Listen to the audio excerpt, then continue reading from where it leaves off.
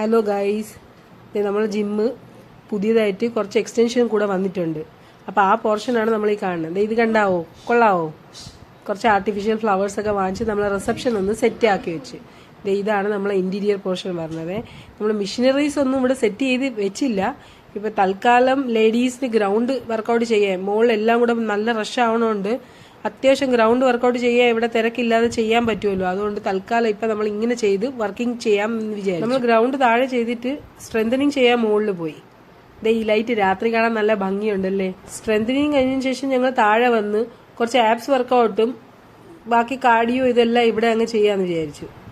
അതിനിടയിൽ കുറച്ച് കോമഡീസ് ഒക്കെ കണ്ടോ? ഇത് എന്താണ് കാണിക്കുന്നതാ? എല്ലാം കഴിഞ്ഞതാ. നിലത്തിരിപ്പായി, പിന്നെ ഇതേ അലപ്പായി.